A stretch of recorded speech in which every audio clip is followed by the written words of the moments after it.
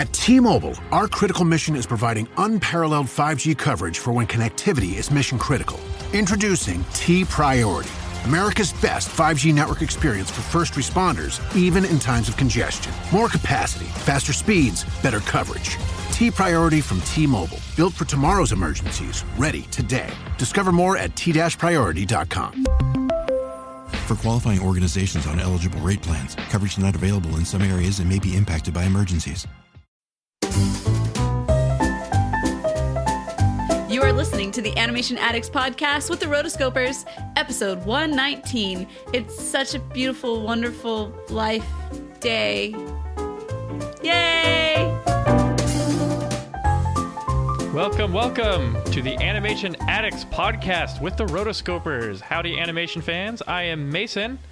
I am I'm going to be your big bad host man today. And welcome to episode 119 of the Animation Addicts podcast. It's such a beautiful day, you guys, isn't it? It's a beautiful day. Yes, it is. Oh, absolutely. I'm going to get the title of the film confused with It's a Wonderful Life so much. It's a beautiful day. It's such a beautiful day. Oh, it's such a beautiful day. See, I have a whole nother... You know what song I have stuck in my head? Song going through my head. My song is Sun's Up. It's just a little after 12. It's a perfect day. Nothing standing in my way. Nothing can go wrong. Oh, we just lost a viewer while I was singing that. Yes. And welcome to the Animation Addicts podcast. This is your home, your one-stop shop for all things animation and crazy, quirky songs. Hey, guys, we're a podcast about animation, and what does animation love to do most? Break out into songs. So get ready for that on this show. Yay. So if you're new to the show, then welcome. If you're old to the show, then welcome back. So what our show is basically about is we love animation, like with a passion. And as the Rotoscopers, we go over every line, every contour in detail of our favorite animated films. And now that the patrons, our Patreon subscribers, are choosing the films for us, some of the films we don't love. And but that's okay, because we look for the good in all of it. And think of us as your nerdy animation-loving friends. And we're all sitting on the couch talking about animated films and what makes animation great and what we love about it. And so welcome. Hopefully you're watching this live on the YouTube, in which case you can utilize the chat box on the right, and we'd love to hear from you. You can also go to rotoscopers.com/live in the future, for to check in on us or watch the live broadcast. So yeah, and because we are now broadcasting this live, you get to see things that you never saw before. For once, you get to actually see the video of us. And just special for those who are watching the actual live broadcast or the video broadcast in the archives, I have a blue tongue, so don't let that distract you. I made a very horrible life decision and decided to eat a blue Jolly Rancher before recording, and then I turned on the camera and I realized... Uh-oh. Oh, man. So, She's only blue. the video watchers get to experience that. Audio listeners, you're good. Yeah. So, one thing you'll find if you're new to this show is that, we like to quote ourselves, and our listeners like to quote us, and so we're always trying to think of suggestions of what the title should be of the episode. And, no, seriously, didn't we have, a whole activity for the end-of-year show that was mostly just... myself talking about random... No, it was our Who Said It game that we did. Yes. Oh my gosh, some of those really brought me back. We've done over 100 episodes, and it's always fun to look back at some wacky stuff that we were talking about. We like to go on tangents. So this was not necessarily a wacky tangent, more of a more serious one, but our thoughts definitely go out to any... and all of our listeners who might be affected by the attacks in Brussels last night / today. Be strong, guys. You'll get through this. And really, our thoughts and prayers go out to y'all. Mm-hmm. Absolutely. So before we go into our main discussion, I want to give a huge shout out to our patron, Alex D. He is the reason we are going to be reviewing the film that we are reviewing today, which is It's Such a Beautiful day. I kept saying beautiful life based on that song that I was singing. It's Such a Beautiful Day by Don Hertzfeldt. He was the one who selected this, and we're really excited to do it. Definitely got us out of our comfort zone. Something new, something exciting. So that is one of the perks for being a patron. So thank you, Alex. Thanks for being a patron, and thanks for the suggestion. All right, so before we go into that, we're going to have a little nerdy couch discussion, just a little mini discussion where we talk about just a concept, sometimes related to the main discussion or film, sometimes unrelated. This time, it is a bit late. It's about a month past, more or less, but we are going to be talking about the Oscar-nominated films. We did do an episode 2 episodes ago, episode 117. You can go to rotoscopers.com/117 to listen to that episode where we discussed the Oscar-nominated shorts. But that was released just a few days before the actual ceremony. And then last episode, we didn't really get to talk about it much. So we are talking about it now. So let's just go straight into that. We're going to talk about the shorts and the animated films. So first off, let's talk about the Big Kahuna, which is Oscar-nominated movie. We didn't talk a lot about the main films going into it, and we mostly talked about the shorts. But some of my favorites on here, we had Inside Out, Shaun the Sheep movie, Anomalisa, Boy and the World, and When Marnie Was There. Obviously, the Big Kahuna that won was Inside Out. Empower. Claire is practicing her breathing for her upcoming yoga retreat in Bali. Has she ever done yoga before? No. But Claire worked with Empower on her savings and investment strategy. She got good at money, so she can be a little bad. Empower. Invest well, live a little. Join our 19 million customers today at empower.com. Past performance is not indicative of future returns. Investing involves risks. You may lose money. Advisory services are provided for a fee by Empower Advisor Group, LLC, EAG, a registered investment advisor with the Securities and Exchange Commission. Om Namaste. The Big Kahuna. So yeah, the Inside Out, that was pretty much no surprise to me. Yeah. Even though I think everybody went into it. I was a bad animation fan. I've only seen Shaun the Sheep besides Inside Out, so I was pretty limited. But, Shame, Mason. Shame. I know, but just like my prejudging, I was like, Inside Out's gonna win. I'm totally not surprised. Well, Inside Out it did have so much to offer, and everyone was so into it. So it didn't surprise me in the least. Yeah, but doesn't this kind of go to show? I mean, it was the superior movie for the majority of the films that came out in 2014. But it seems a lot of times for animation in the Oscars that it is very much just common consensus and more general appeal than necessarily artistic masterpiece and appeal. And we see that a lot more in the shorts than the actual films that come out. But not surprised by this. However, there were really, really fantastic films. I do think Shaun the Sheep was equal to Inside Out on just a level. I just loved Shaun the Sheep and how it was able to tell the story very simply with no dialogue, which is, I hate to say this, like, so brave, because no one does it anymore for animated films. Fierce. They feel that they have to, like, put in, a stupid dialogue or audio track for the kids because the kids aren't going to understand. But, I love art and animation that they kind of stepped away from that and actually told the movie they wanted to tell, which was ultimately a better film. I couldn't imagine if they had some dopey dialogue or narrator on top of this. But what would Shaun sound like? Christopher Walken. There we go. Christopher Walken as Shaun the Sheep. You heard it here first. The sequel. Get ready, guys. Direct to DVD or VHS. Louis Mangello did like a perfect Christopher Walken impression on the Peter Pan episode. I'm trying to conjure some sort of Christopher Walken in my head for an imitation, but I just can't do it. I can't visualize it. When Marnie Was There is also a very fantastic film from Studio Ghibli. A lot of people really thought that was one of the top films as well, but ultimately did not make it. So let's move on to the Oscar-nominated shorts. So our nominees were Bear Story, Sanjay's Super Team, World of Tomorrow, Prologue, and We Can't Live Without Cosmos. Now, looking back at these, I did think I picked Prologue as what I wanted to win. And looking back and having time, apart from that episode, I think World of Tomorrow was actually, for me, the film that I would have put my money on and would have liked to have won. Prologue, while it was very artistic and from an actual technical standpoint, very, very, very impressive. Probably the most superior of Yes, that doesn't necessarily forever. mean it was the superior film. So No. kind of backtracking a little bit on my previous statement from that other episode. Here, that's the great thing about being human. You change your opinions, you evolve, you grow. Change.org.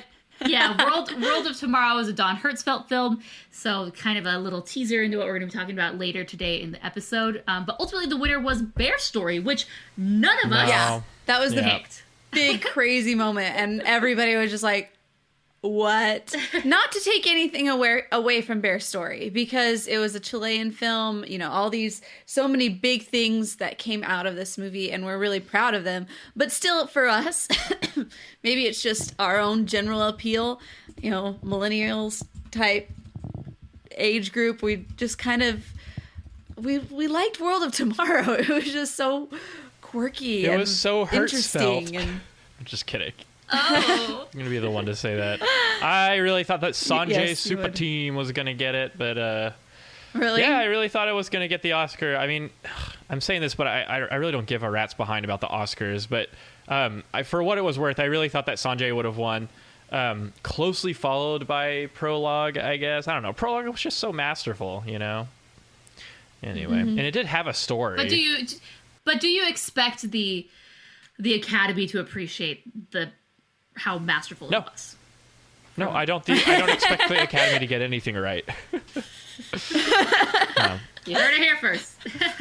Mason So says, anyways, Stamp of disapproval. that is our brief little recap of the Oscars in case you had not been up to date on who had won. Definitely, we didn't predict. The only thing we got right was Inside Out. Okay. As far as the shorts, nope. if we lived in a world where Pixar didn't exist, and Lord bless and keep us, but if if that ever happened, then who would have won? Shaun the Sheep, Anomalisa, Boy in the World, or when Marnie was there? Who do you think? I would have wanted Shaun the Sheep to win. I think Shaun the I Sheep. just loved Shaun the Sheep so much. Every time I watch that movie, I enjoy it more and more. And yeah, I would have wanted them to win. Okay. Yeah, I think either. I don't know. The only one I ever saw was Shaun the Sheep. So. Maybe I'm Anomalisa. Maybe Boy in the World. When Marty was here, maybe. But definitely Shaun the Sheep. Yeah. I'm thinking like an Academy member already. Yeah. Well, I didn't have time prime. to see all these. My kid didn't want to see Anomalisa. I guess. So, Inside Out, I don't know. All right. We're There done you with go. the Academy. All right, so let's move on to our main discussion. So we are reviewing a feature-length film called It's Such a Beautiful Day by Don Hertzfeldt. It was actually a combination of 3 of his shorts, with the first one being Everything Will Be Okay, which was released in 2006. Second being I Am So Proud of You, released in 2008. And third, and finally, It's Such a Beautiful Day, which was released in 2011. So Don Hertzfeldt, he is an independent animator. He's been around for almost 20 years, since basically he came out of college. He's been a very well-known name in animation. He released this film. It was a very limited release on August 24th, 2012, so about a year after the third film was released.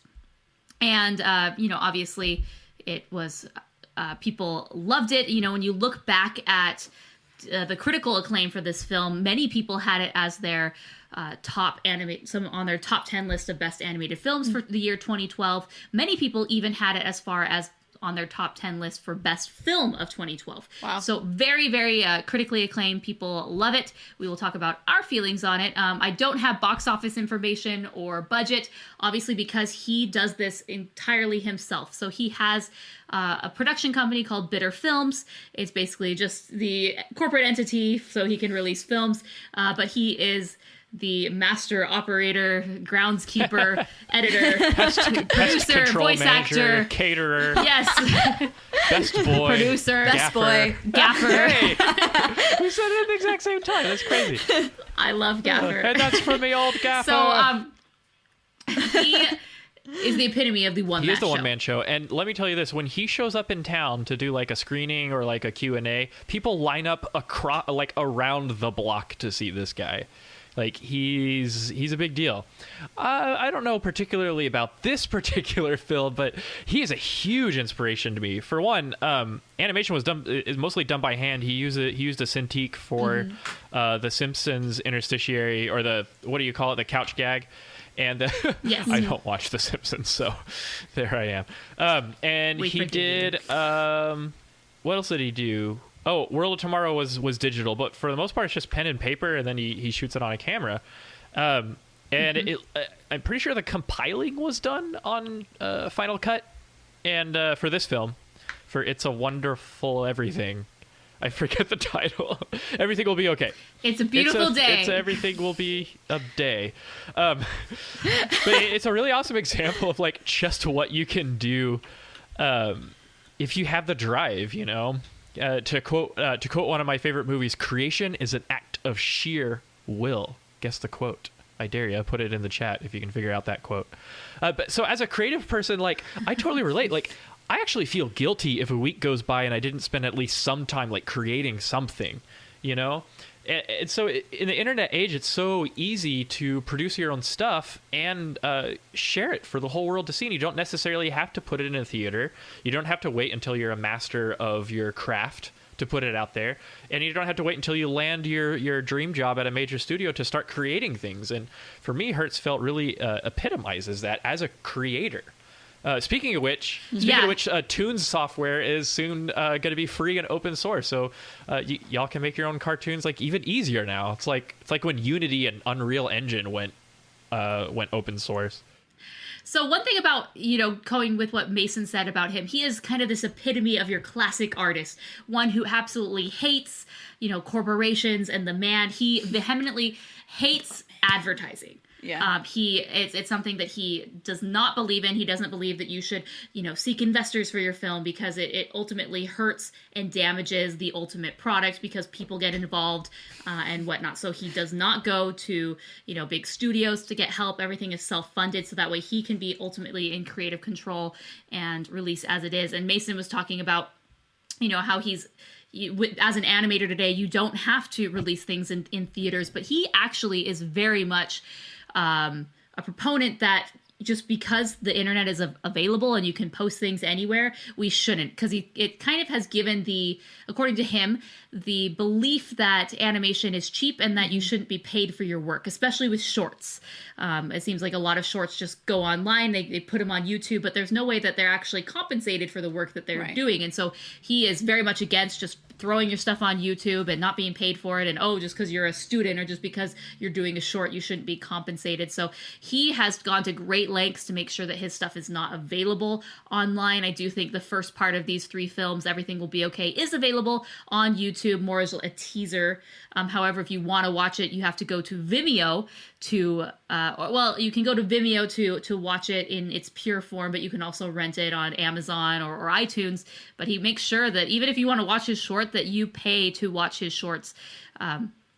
He does everything himself, from producing DVDs and Blu-rays. He's the one-man shop. He will press them and deliver them and mail them to you.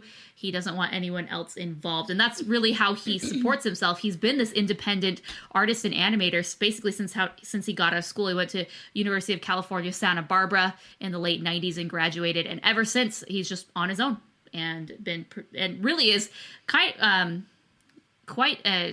extraordinary example of how you don't necessarily have to go to a big studio. You don't have to give in to the man if that's not what you want, I guess. If you want to just be an independent, free spirit artist who tells your own stories, you can. And I appreciate everything that he's been able to do. And you can make a living out of it. Yeah, too. yeah, exactly. Yeah. So, I mean, in the music industry, it's the same thing. Like anytime you post anything, that's why you see a lot of covers on YouTube, is because if you post anything that's like yours, then you're really not going to be. Revolutionize your cooking with the Tefal Infrared Air Fryer.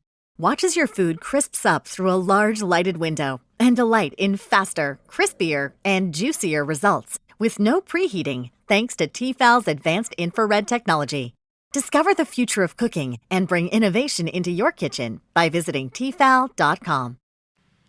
you're just not going to be compensated at all. And you'll see, I've obviously do a lot of research into this, but there's just a lot of people, they look at the music industry, any art really, it just gets posted out there for free, really does lower the value in general, and inherently art should be paid for. Yeah, you can find this film on Netflix. That's where we all watched it. And obviously he did some sort of deal with Netflix to, pay for the rights for people on Netflix to watch his film. It's just because you're on Netflix doesn't mean you're not getting paid. So I think that's you license it out. No, yeah. Well, exactly. That's what I'm saying. Yeah. Like, just because you're on Netflix doesn't mean you're not getting paid. It's just your movie just doesn't appear there. Right. And so that's, I think, very impressive that his film, he was able to, work with Netflix, get paid for the work that he has done on this.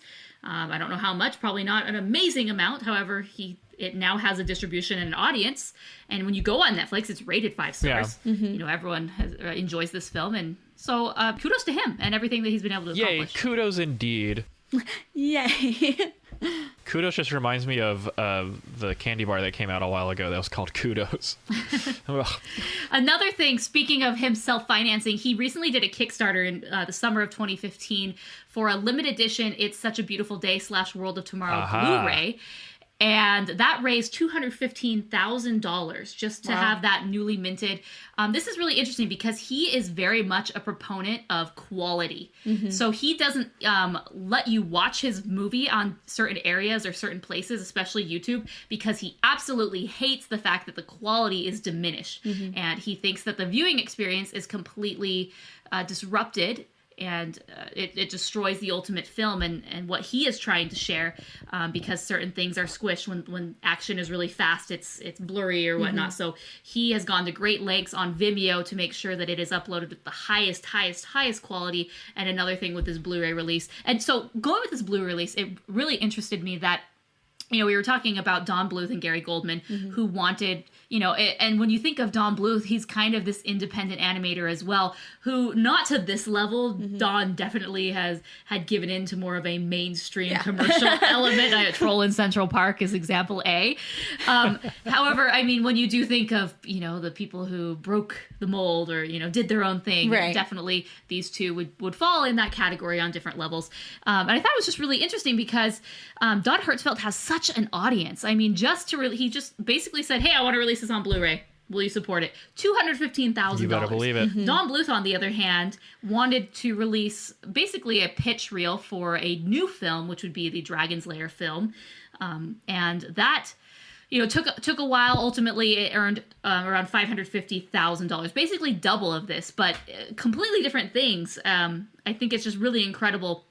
Shows how much just having an audience can sustain you, because I do believe that Don Hertzfeldt has a very, very strong, passionate audience where his films and his messages very much resonate with people. I went on his website and I, was looking at his Twitter, and he retweets his fans, and people are, recently, I think finally the Kickstarter Blu-rays, he got them early March, and now they're starting to actually hit people's doorsteps and they can watch them. And so people are tweeting pictures and whatnot, and people are so excited. And so if you can go check out his Twitter or Facebook, and I'll include a link in the show notes so you can check that out. But he definitely has his fans, and I thought that was very impressive because, many people maybe who listen to our show may be unfamiliar with him, but he definitely is very influential for a lot of people. Yeah. Well, it also is really, really inspiring. I'm sure you guys have heard the phrase of 1,000 true fans. How if anybody has, you don't have to be making $1 bazillion to be able to make a living. And for an artist, if you have at least a certain, there was in Wired magazine, the guy who created that one, he said as long as you have 1,000 true fans, which basically if you created like $100 worth of material in a year, and you had 1,000 people that were willing to purchase that $100, then you would be making $100,000 a year, and which is a very livable income. It's really great to see that the niche really does pay. So it's nice, and it gives any type of an artist a little bit of a goal to shoot for, which is cool. Yeah. So keep creating. So one thing we will briefly talk about the other films, short films that he has done. But one thing in particular Chelsea mentioned was he did the Simpsons couch gag in 2014. And I thought it was a really interesting story because I read on, he did an AMA on Reddit, and this was part 3 of an AMA, so he does one every few years. I'll include a link in the show notes to that. But he mentioned how, how did that come to be? How did you end up doing? And it was a very long Simpsons couch gag. It was about 2 minutes long. Wasn't it the longest of that time up until then? Yeah. Yeah. And he mentions how he was just reached out by one of the directors on Facebook. They reached out to him and said, hey, we weren't really sure how else to contact you, so we were messaging you on Facebook. And they said, hey, we're interested in you potentially doing a couch gag for The Simpsons. Would you be interested? And he said, absolutely. And so they started going back and forth. And they said, okay, well, you'll need your pitch and then send us some storyboards and an animatic, and we'll go from there. And he said, well, actually, I don't do storyboards. And I don't even know how to do an animatic. So, and also, this would be very hard to convey what I want. Just, you're going to have, what is a storyboard for one of these scenes? It's going to be Blob Lisa going, I don't think that expresses what this ultimately will be. So let me just animate this. And if you don't like parts, I can reanimate it. And it's just, to me, it's just really funny about his process. Man. And he, even to this day, they went forward and he did it. However, he still has never met any member of the team. So it was done completely through That's funny. The internet. Yes. He's the independent artist. I love it. And thankfully he lives in an age when he can crowdfund his projects and when he can make a living off of selling his own self-produced stuff. And I'm really happy for the guy because it sounds like he's really found his life as an independent creative. And man, it makes me a little jealous. So one last thing before we go into talking about his other shorts. I thought this was really funny. This was in the AMA. He mentions how Pop-Tarts a few years ago did a commercial that was very Hertzfeldt-esque. And if, we haven't really gone into his style, but it's very simple stick figures, quirky, I guess, and very simplified in the utmost sense. Almost to the fact where if you were new or uninitiated, you would think this is cheap or this person has no skill. And so they did a commercial, and it is kind of in the style. And someone asked him, what do you think about it? Should we sue them and whatnot? Brother. He says, everyone keeps asking me this. What would honestly be more effective if you guys boycotted them? Don't buy their garbage when they do things that you don't like. Consumers wield all the power in the world. Also, did you know that Pop-Tarts are made from compressed human ashes? Well, it's very true, actually. Yeah, I love this philosophy, man. Every year, fans of a particular thing, doesn't matter if it's an artist, a movie, a video game, a genre, they're subjected to this hype that builds up their expectations, and then they get crushed sometimes and disappointed when the product that actually comes out doesn't live up to the standards. Star Wars, Superman versus Batman. I unpurposely said the name wrong because whatever, and they don't know that they can wield the power of the purse to change things. Don't go and see these crappy knockoffs and these and these sequels and mashups and spinoffs that you are going to be terrible. Don't go see them just because it's your characters that you like or whatever, Of course, I go and see every Godzilla movie by default, so I guess I need to work on that. But, yeah, I don't know. But anyway, I guess to round this off, it's so fascinating talking about Hertzfeldt. The guy is something that I aspire to in terms of, a sense of, independence and, an entrepreneurial spirit. And just a desire for creative freedom. He has it. He doesn't have to answer to any producers. He doesn't have to answer to any syndicate or anything. And it sounds like he really respects his fan base. And in the internet age, that's a huge thing. And it's really no wonder why he's so beloved by his fan base. Also, really quick, Abby, who's watching right now, got my quote right about creation being an act of sheer will. That was John Hammond's character in Jurassic Park. So I was first exposed to Don Hertzfeldt, I guess. I first heard one of his shorts in middle school or something like that. I think I watched part of Rejected, but I didn't watch all of Rejected until a couple of years ago. It was we put it on at 4 a.m. I was with a bunch of my friends from school, and we watched it, and it was just a wonderful experience. I haven't watched it since, So I don't know what like not 4 a.m. viewing it would be like, but man, I just love it. In fact, one of the lines is like one of the most quoted lines ever in my like circle of friends growing up. I don't know if I could. Nice. I don't know if I can say it on a clean podcast, but anyway, I really love it. Like Rejected is just so genius, you know. So my first experience with Hertzfeldt was in 2008. I was taking a history of animation class, and his short Billy's Balloon was shown, and that's kind of one of his first ones when he was on the scene. Very simple, complete opposite of It's a Beautiful Day. It's Such a Beautiful Day in the fact that there is no dialogue, and the balloons really take over, and it's almost violent. It's very violent in what happens, but so that was my first introduction. However, I had not seen the movie we're going to talk about until today. And then Chelsea has a interesting I don't know how this happened. Oh my goodness. So, Get ready. We have a little conversation on the internets saying, hey, this is the link to go find the information. When I heard we're going to be doing Don Hertzfeldt shorts. And so I figured, okay, I'm going to be watching several shorts. Oh, we've done that before. I'm good. And then she posts this link. It was to the very first... the first one that he put online. Yes. Yeah, everything will be okay. Yeah, everything will be okay. And I was like, cool. So I go there. And then it just, keeps going on the consecutive shorts. The autoplay. Yeah, it's the autoplay. And so I end up watching like 6 shorts later. And I'm like, all right, Meaning of Life, Lily and Jim, which I think of all of them, that one was probably the funniest one. Basically, it's his third student film. Lily and Jim was shot in 1997, and it was partially improvised vocal performances by the 2 characters. It's basically an animated reality show of a blind date. Ooh. And it was so bad. It was like how the worst blind date one could ever think of. And then also afterward of like, well, I didn't, think that he would actually call me. Of course he wouldn't call me because this. And like, it was the worst blind date. And why in the world would anybody want to even repeat that? But at the same time, they're both thinking, oh my gosh, he doesn't like me. So therefore, but I could have liked him. I don't know. It could have been great. And I'm just like, oh my gosh, this is just painful. Wow. But it was really funny in that way. Genre, also kind of an interesting thing. Wisdom teeth. Wow, that one is very disgusting. I liked the quotation he said that Wisdom Teeth was done in 2010 and is an unnecessary cartoon that Don drew in between more important things.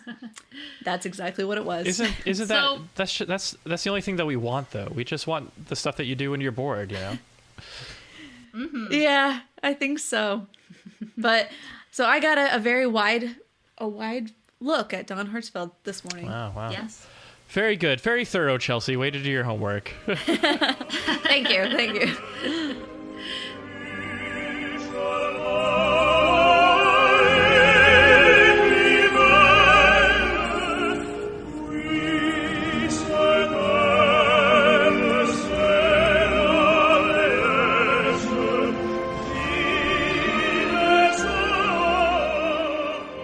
So It's Such a Beautiful Day. There, I got the title right because it's written right here on the Google Doc.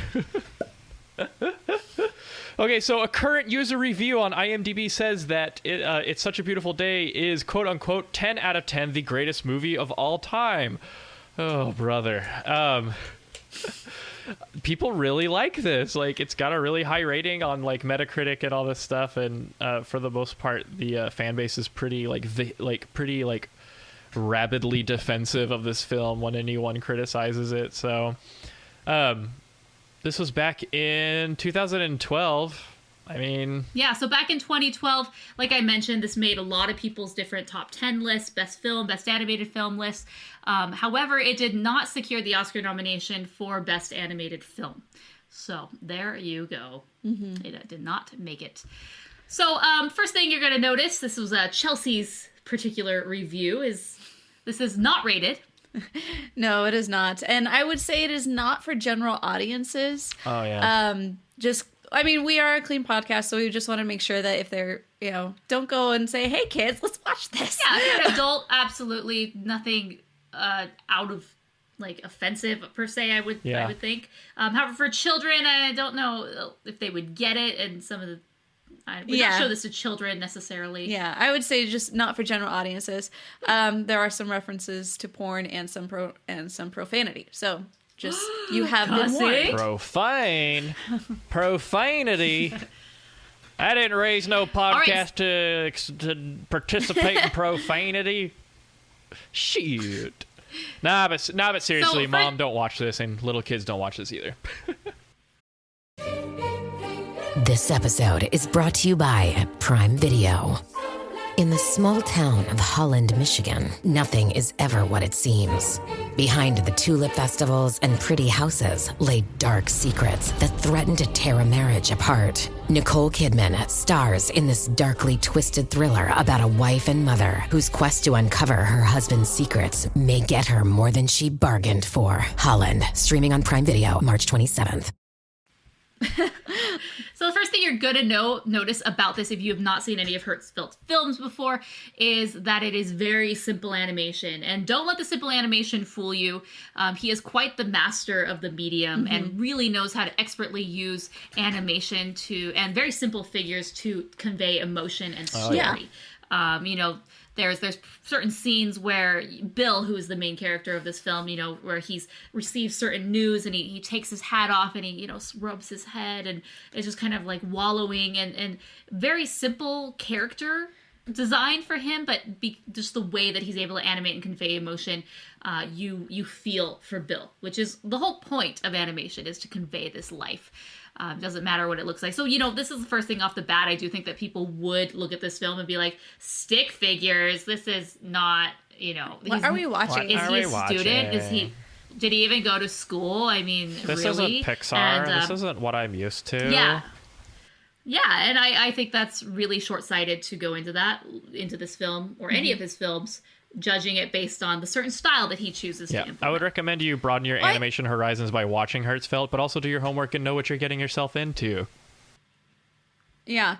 Well, the thing is, with the way, I've actually really enjoyed the fact that he does it this way, because it does free your mind to have other thoughts. Instead of judging, you just accept the fact that it's going to be stick figures. And so therefore you're not judging stick figures for their, that didn't look quite right. Or, that movement was slightly off. Ooh, it took me out. Like, you just accept this is not going to be about the art. It's about the story. It's about the emotion. It's about connecting with a character and actual storytelling. That being said, also, it's just the very beginning of this movie was so random. And it just really opens you up to say, wow, like, the first 2 minutes, I was laughing out loud at least 4 times, and I was just like, I love Bill. He's so funny. I can't even remember the beginning of the film. It just was such nonstop like narration that I very non sequitur. I guess so. Well, I think one of my favorite lines was like, the store clerk asked him how he was. He said, I'm doing fine, thank you. How are you? She did not answer. Oh, yeah. Bill Bill walks down he walks down the street and he sees that guy that he knows, and he mixes up. I do this all the time. I met a very well-known artist the other day at a A&M faculty meeting, or outside of one, and I really wanted to say hi to him because I know him personally, and for some reason I get so intimidated around him, and I forgot what I said to him. I think I said, I think he was like, hey, Mason, how's it going? And I mixed up, how are you, and fine. And I think I said something like, you, and shook his hand. How's up? No, I was just like, you. And I shook his hand. And so how are you? You. Hey, Mason, how's it going? You. So that was thankfully he's a really nice guy, and I got to catch up to him about an hour later and be like, hello, how are you doing today? I can speak in correct sentences, Mason, but anyway, it all worked out. But I have had the exact same thing that happened to Bill at the beginning of this movie happen to me, so now I remember the beginning. All right. So another thing that I noticed initially is this film kind of just the way that it's animated. So there's, the actual animation, and then it's surrounded by this black vignette. And many times there's 3 scenes at once. Where, there's the one where he and his ex-girlfriend are laying in the park. And then right above it is the live action footage of the tree, which is supposed to be above them. And to me, the way that this was filmed and just the way that it was, set up on the screen reminded me very much of like a slideshow, just moving from one slide, old fashioned, one slide to another, really gave that sense of, it had a real very non sequitur going from one. Yeah, it had a real like vignette feel to it. Like I appreciated it because it helped make sense of everything that was happening, since the narration was relatively fast paced, and so it helped us look at boom the keys, boom the coffee cup, boom he drops the coffee cup. What is up with that dang coffee cup?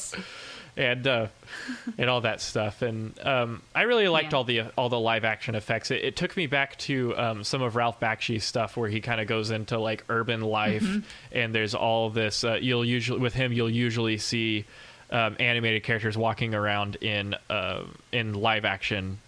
What do you call them? Settings. So another thing, he used all the effects were done completely in camera traditionally. So the animation is all done traditionally. Everything that there's certain scenes where there's craziness happening and things that are shuddering and whatnot, and that's just all in camera effects that he's able to do. The only digital effort that he's ever been able to do where he's actually drawn the characters digitally was the most recent short, World of Tomorrow, which was nominated for the Oscar. So before then, it's completely traditional. It's impressive. Interesting. It's impressive. I love going analog. So Mason, we had mentioned that this was 3 different shorts that were released at different times. They progressively tell the story of our main character, Bill, combined into a main, 62-minute feature-length film. It's very clear that these are separate vignettes, just because he did combine them with these interstitial scenes that kind of, make short 1 blend to short 2. But even when you go into short 2, it says chapter 2. It's very clear that this is a 3-part structure. Here's story 1, story 2, story 3. So Mason, how would you describe the story for each of these 3 main acts? Unnecessary. Yeah. I hate to be that guy, the voice of dissent, but again, to quote Jurassic Park, maybe they thought too much about whether they could do it without thinking about whether they should do it. I thought the story of Bill was best restrained to 10 to 15 minutes, and I almost couldn't handle 60 minutes of poor old Bill. Lord bless and keep him. Obviously, he had some health issues that he couldn't help, but I thought... But you hit the nail on the head there, Morgan, when you said that it's a 3-part structure, not a 3-act structure. There is no real inciting incident besides maybe once you get into like the first 15 minutes when weird stuff starts happening to him. And there really isn't anything like... There are several climaxes. And so, I don't know. I thought it was interesting... how there is kind of this imposing sense of doom on Bill. Oh, by the way, spoiler alert if you haven't seen it yet. As he starts to see the doctor and as weird things starts happening to him, like feeling a little bit of pee trickle down your leg for no reason, and that kind of stuff, and having kind of weird anxiety trips and things like that. Hallucinations of dinosaur heads. I think what was the most frightening for me was how he really was able to communicate what it's like to, as I imagine, suffer from dementia or loss of memory or loss of perception. There's parts where the doctors have treated him for one of his problems, and they're asking him if he's awake, if he can understand what they're saying. And of course, we can understand what they're saying for the sake of the story, for understanding what's going on in the actual film. But they're showing us these images. Do you recognize this person? And you can't recognize that person because of the way it's drawn. And it just really drives home, I guess, the horrors of ailing health and ailing mentality. and it's a reality in the film, and it's difficult to be confronted with it, and that's what I think is one of the most mature parts of the film. I wish that the overall trippiness and overall hallucinogenic quality of the film would have had a more gradual, a little better controlled, I guess, gradation from normal Bill at the beginning to existential, eternal God Bill, at the end, where it's like the light beings that revere him as a god in the afterlife / frozen synapses of his brain, or firing synapses. But anyway, I wish that was a little better controlled, because I think the mint chocolate chip ice cream really hits the fans really early in this film, and it doesn't let up until we're done.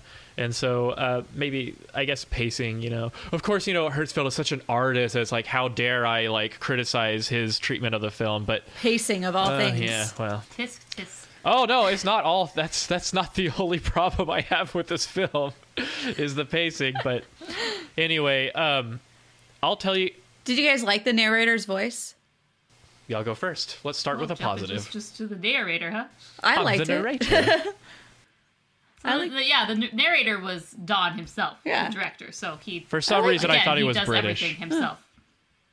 I guess British accents just make you sound more intelligent, like on The World of Tomorrow. But anyway, yeah. So I have mixed feelings about the narration. Like, on the one hand, he floods us with a lot of random details. It's not he walks down the street; he walks down the avenue that's past the bakery. It's not he notices a shoe on the ground. He says he notices a woman's shoe with leaves stuck in it that fills him with inexplicable horror, or something like that. And so, on the one hand, all the random details, it makes the Bill's story feel real, because it's like Don is saying, here, I have all these specific details to back up what I'm saying, so it's real. This is really coming from someone's mind. But my gosh, it just wouldn't stop. There was no respite in the whole film. And so I'm just going to take a guess here and assume that heavy narration is Don Hertzfeldt's style, but it made the film boring. I'm sorry. There was very little. Maybe I need to see the one that you mentioned, Chelsea, the dating one, Lily and Jim, because maybe that has a little more variety in the dialogue. But it was just this guy and a couple of voiceovers for dialogue. This episode is brought to you by Progressive Commercial Insurance. Business owners, meet Progressive Insurance. They make it easy to get discounts on commercial auto insurance and find coverages to grow with your business. Quote in as little as 6 minutes at progressivecommercial.com. Progressive Casualty Insurance Company. Coverage provided and serviced by affiliated and third-party insurers. Discounts and coverage selections not available in all states or situations. Yep.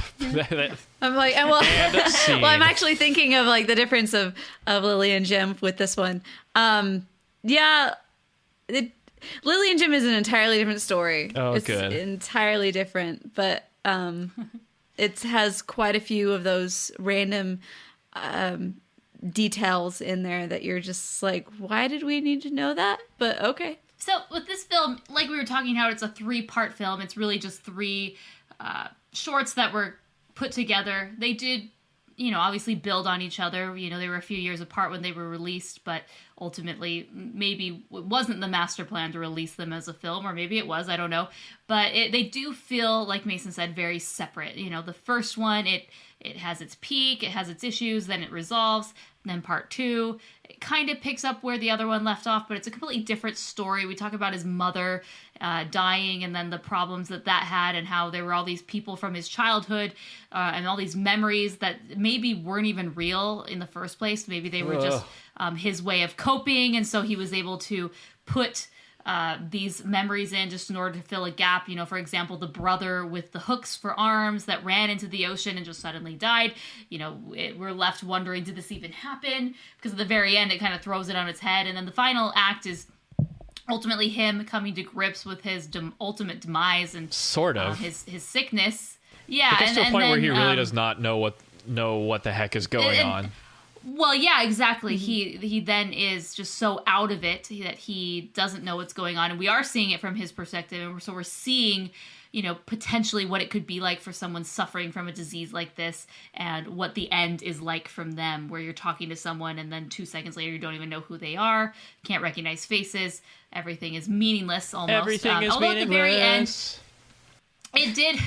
it did have a theme about how to truly take time to appreciate the details, because there's that moment where he's walking around that block and it really gets very vibrant with the colors that are in this part, and we're seeing him touching or viewing the bricks on the house and just the different all the textures and things that he missed before just because he was living his life, and that's very much contrasts the art style, where the art style is very simple. I mean, you wouldn't see these minute details ever through Hertzfeldt's normal art style, but at the very end it really brings these to life, which is interesting that he chooses to focus on that when the majority of his artwork doesn't focus on the details per se. Yeah, it brings the narration focuses it does in a on different the details, way. but the art style. Yes, the narration does, but not necessarily. Yeah, that's an interesting point. So. And I do like that kind of like extreme hypersensory experience that happens at the end that helps Bill realize, or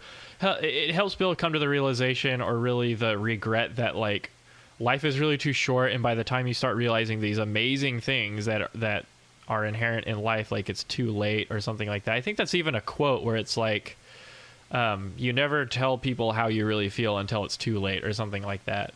And then either he's imagining he's on his deathbed, or he is talking to his younger self, like in spirit or something like that. But there's this kind of thing where he tells himself, like, you have to live life and enjoy it, like every single second of it, because sooner or later you're going to be looking back instead of forward, and you're going to be experiencing all these things that are that happen when life is ending, and so it's just a very that's like the small bit of warmth in this film, that makes me that is my takeaway. Otherwise the movie is very cold and very bleak.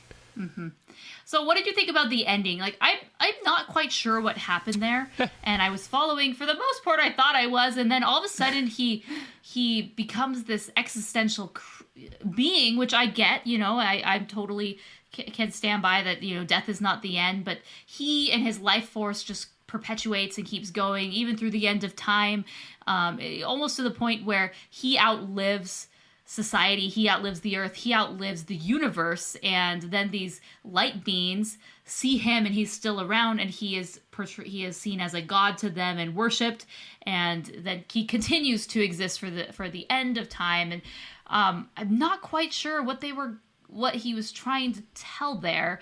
Does this happen to everybody? Did this just happen to Bill? Yeah. If that's the case, why did it just happen to Bill? And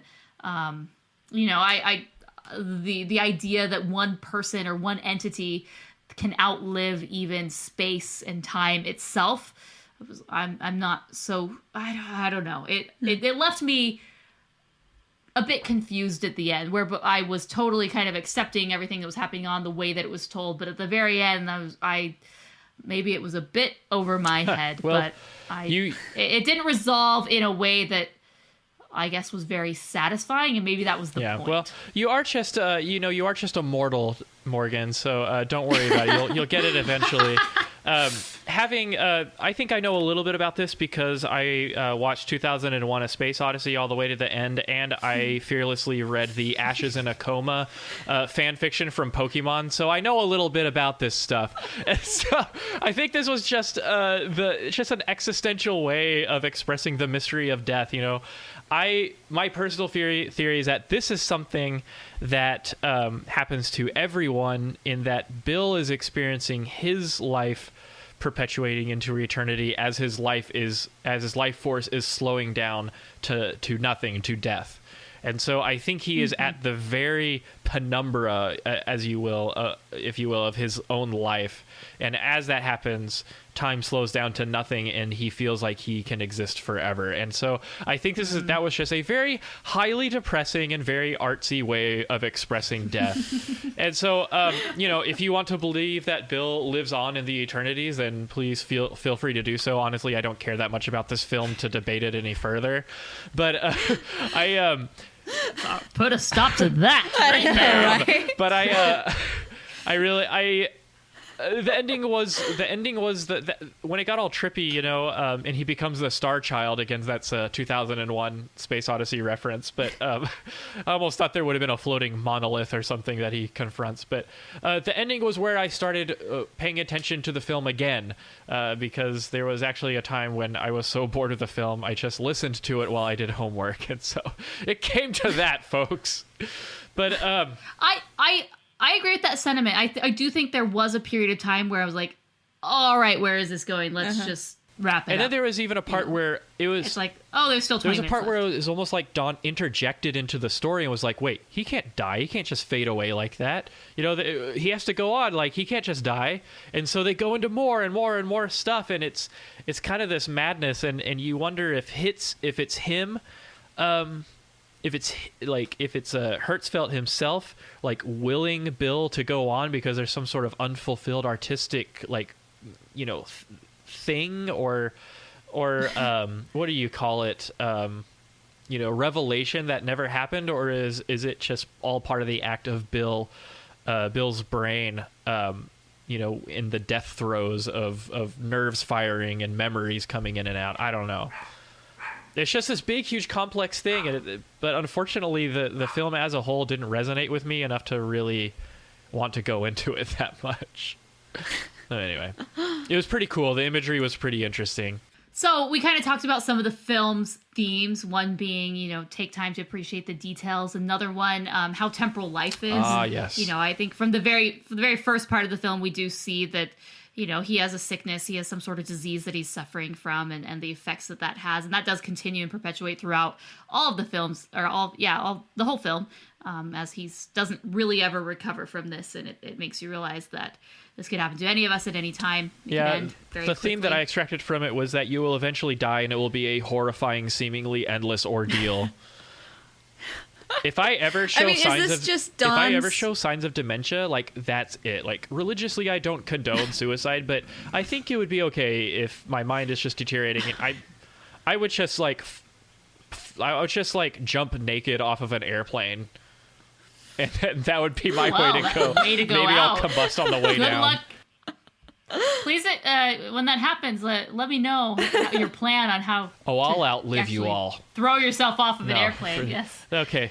I'm sorry if that was insensitive, but, like, gosh, this film really drives home the horrors of a deterioration of the mind, which unfortunately mortality. That's just it. It's mortality. Yeah. It's not. What's interesting is that maybe it's not specifically expressing one certain ailment. Like, I don't think they ever go into the film on what exactly was happening to Bill. Mm-mm. No. What's really interesting, especially on any artistic thing, really, I think somebody wrote this, which means somebody thinks like this. These thoughts actually come into Don's mind. And you look at, because he is the man of this film, it's like, you're really showing us what you're thinking, Don. And it's like, I'm thinking you've got some things to work out on your own side. I don't see that. I don't see, like, wow, what a deranged mind of the director. I don't know. I Have just you think seen Rejected? I have not. So I must check that out at a later point. But it's just an interesting way of telling thoughts and ideas that maybe the general populace doesn't look at or explore.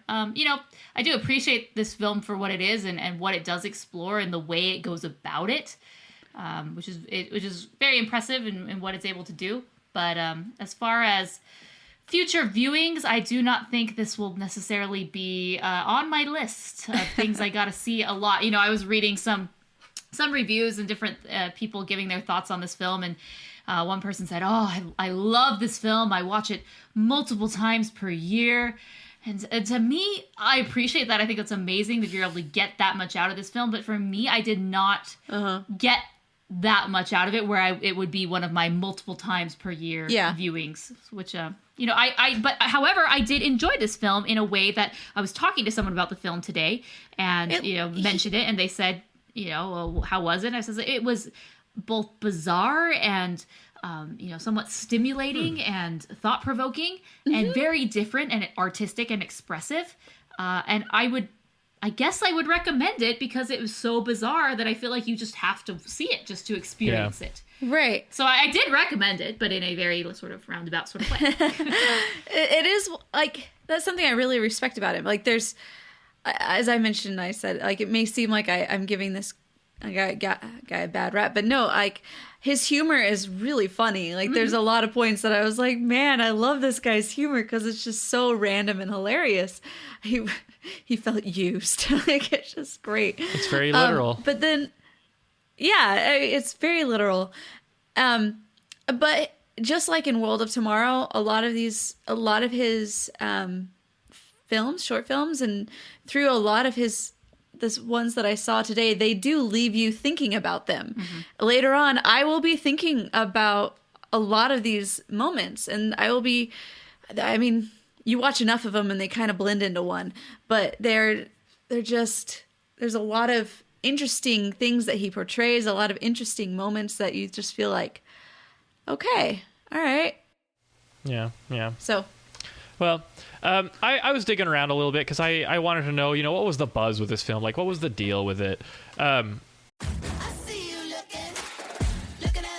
Hey, what's up? It's Wanda Sykes. I'm here to remind you about something super important, getting your breast screened. Because trust me, your breast health should be a priority. Early detection for breast cancer can change the game, which is why you should visit yourattentionplease.com to learn more. And do me a favor, if you've already had a breast cancer screening, remind your friends and family to visit yourattentionplease.com too. We gotta look out for our girls. So I came across a mini review, like a snippet, if you will, a blurb, if you will. It's from a former Pixar animator. He actually teaches animation at CalArts, so it's not like this is some dude, being like, worst movie ever. And it pretty much sums up my thoughts on the film perfectly. He says, I'm glad people were moved by this film. I've tried to watch it several times and I find it pretentious and boring, relying on narration almost entirely to tell its story and containing minimal animation. I know that's his style, but it works best when it's funny. I like Hertzfeldt's sense of humor and timing, but this film leaves me cold. Anyone else feel that way, or am I alone? I say, preach, brother, because you're not alone. That is almost exactly how I feel about this film. Do I think the film is pretentious? Yes. Do I think that Hertzfeldt is pretentious? No. I am going to love the sinner and hate the sinner. Love the filmmaker, hate the film. In this case, don't get me wrong. And I suppose I should get into my rating on this. Don't get me wrong. I highly respect Hertzfeldt as an artist, and personally, I consider him one of my biggest influences on my own art style. Like for me, Don Hertzfeldt is like a crusader for us cartoony guys. We see the power in stick figures, but I did not enjoy this particular film for which, and that is the reason why I'm giving it a 2 out of 5 stars. I think this is the first time I've ever done this on the podcast. 2 out of 5 stars, people. I didn't enjoy it. Sorry, not sorry. I thought the film was going to end 6 or 7 times, and each time it started back up, the new ending before it began again was less redeeming than the previous one. And for me as a viewer, I just felt like this was dragging on, of course, because I love the Rotoscopers and I love you guys, and I love Alex D. Sorry, man. I watched it. You know what movie I preferred that was more along this vein of kind of art animation, realism, existentialism, the frailty of life, was Mary and Max. It's a stop motion film starring that guy. I have a brain fart, but anyway. Apparently Alex is taking this well in the chat, so we're still best buddies. So you know what, Mary and Max, it had more heart despite the bleak theme of it and the lack of color and things like that and the ending. And Mary and Max also incorporated humor that was, in my opinion, more relevant to the actual story of what was going on, and it relied on dialogue between the characters rather than narration. And so please don't judge It's Such a Beautiful Day as what Don Hertzfeldt is all about. It just happens to be my least favorite my least favorite film that he's done, and it just happens to be the least favorite film that I've reviewed on the podcast so far. But anyway, that is my soapbox for the episode. I know we can't have a Rotoscopers episode without it, but I just didn't enjoy it. I'm so sorry, guys. So I'm going to rate this movie. I'm on the fence between 2.5 and 3 stars. I found this movie interesting at the beginning, the very first vignette, part 1. I thought it was funny, very well written, just unique and different. And then it kept going and going and going. And then it lost its appeal and the humor and the quirkiness. I think as 3 separate shorts viewed at separate times would have been more powerful in the fact that you're able to take a break from it and not be somewhat desensitized by the way in which the jokes are portrayed and the animation and whatnot. So yeah, towards the middle to latter half, I started losing interest and don't really hate this film. I just don't see this film necessarily being something in my classic animation repertoire that I'll be going back to multiple times per year to view. However, I am grateful that I did see this movie and it expanded my animation horizons. I think it is interesting, and I very much applaud it for, and more importantly, applaud Hertzfeldt for what he does for animation and his viewpoint that he is able to tell. Yes.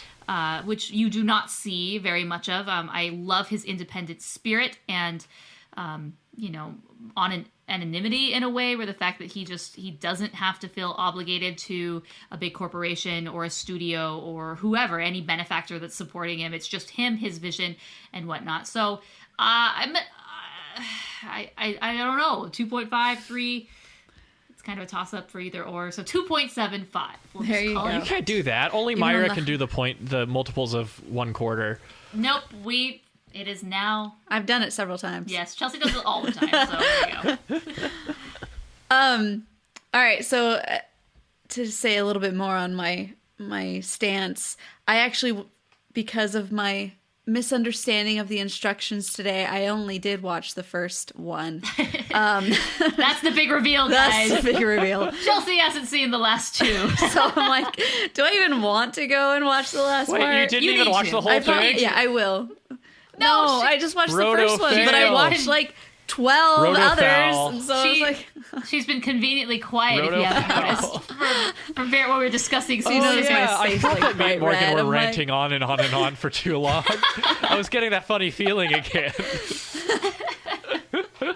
So, Chelsea! yes, for anybody. Actually, Chelsea has probably So watched the Chelsea- most Don Hertzfeldt shorts out of all of us 3, so you definitely get a little reward I watched for that. a lot of them today. She did do her homework. It was just the wrong assignment. So. Right. It's like back in school when you like totally misunderstood the assignment and failed the entire thing, even though now you're like, but I did You may so have done the wrong much. homework, but you're still a star. Yay, Common Core.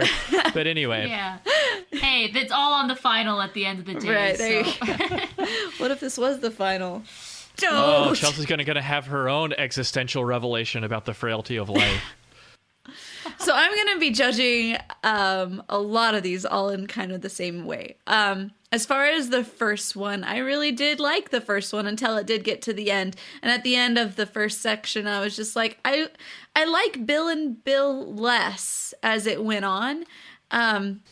I Because like he's him less sick? and less as it goes on. Because he's sick. That's what I was just thinking. What's wrong with you, Chelsea? Because you realize he's deranged. Well, I mean, like it was just no, and it was no. What do you got to say now? It was the fact that like I liked him.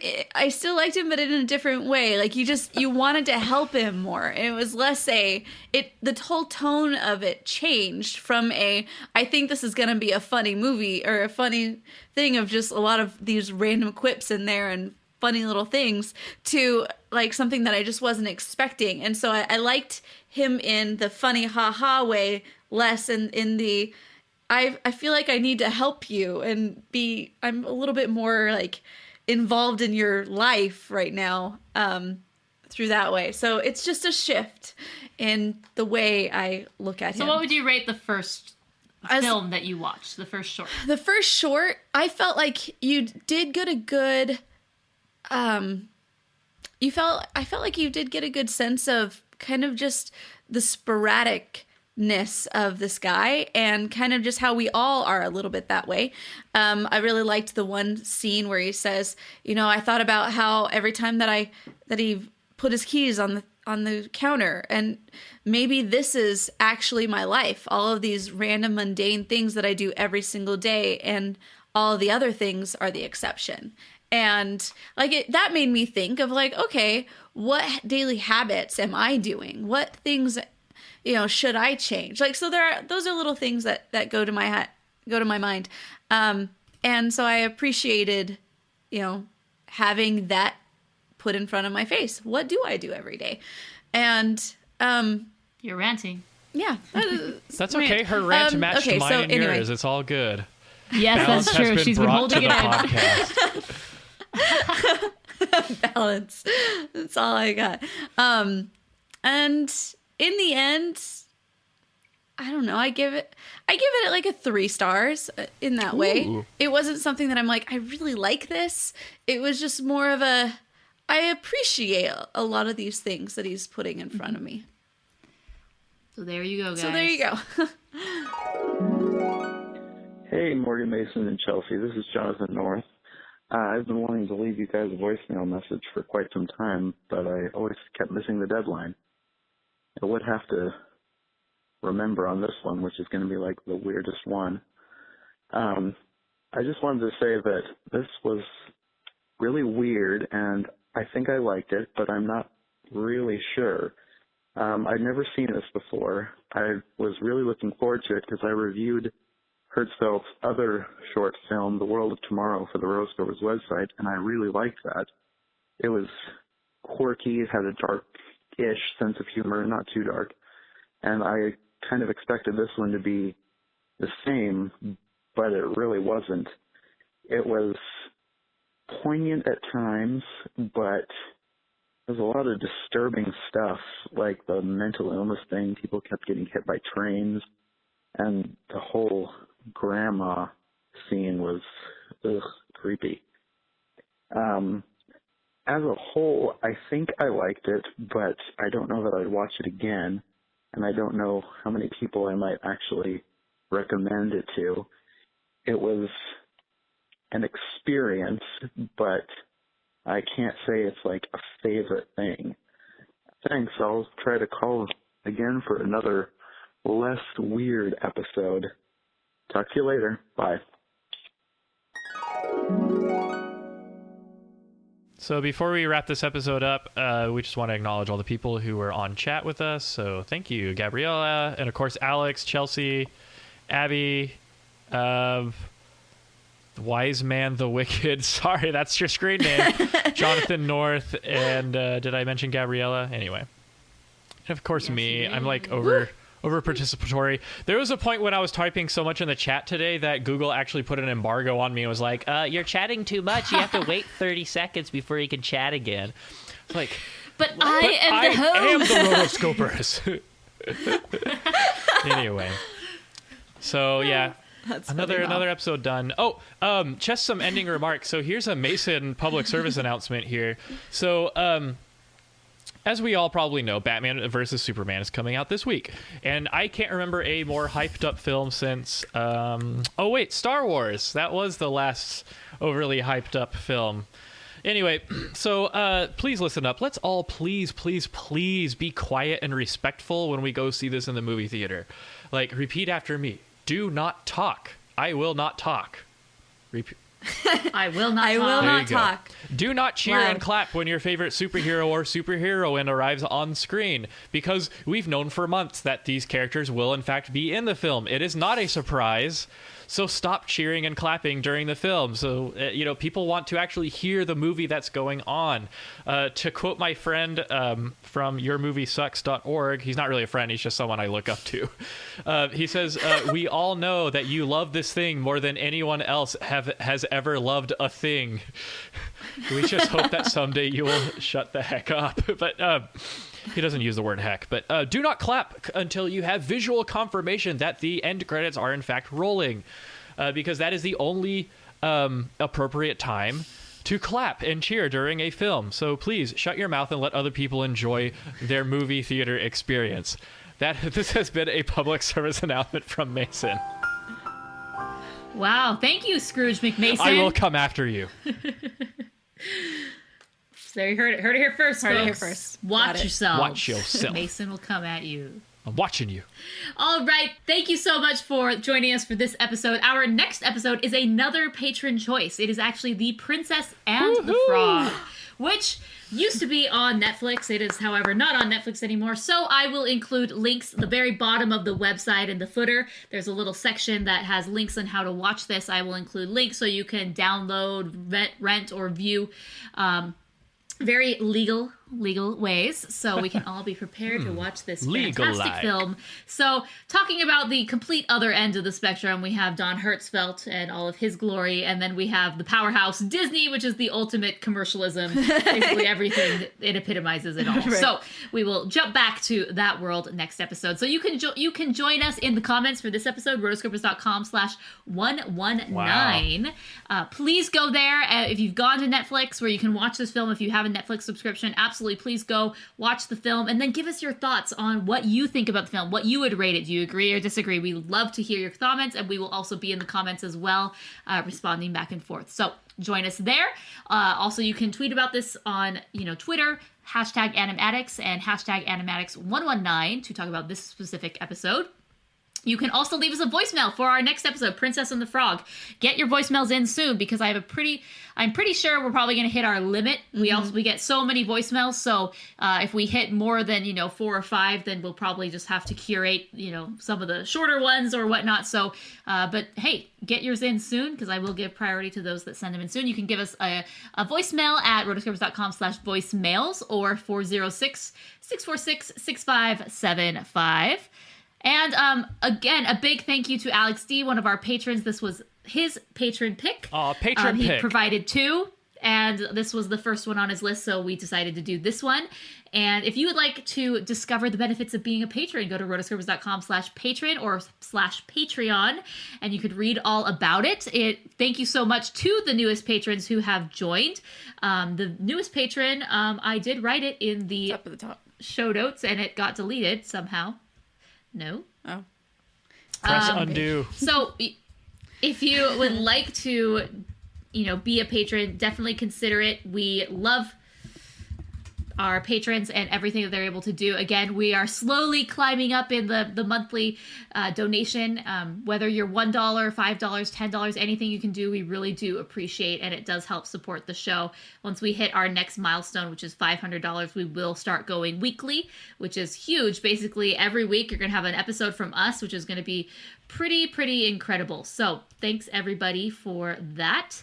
And then also other ways to support the show, really simple and easy, rotoscopers.com/Amazon, where you can start all of your Amazon shopping using our link. A little bit goes back to us to help support the show. And thank you to everyone who has been supporting it. Amy F. is our new patron. It does mean a lot to us.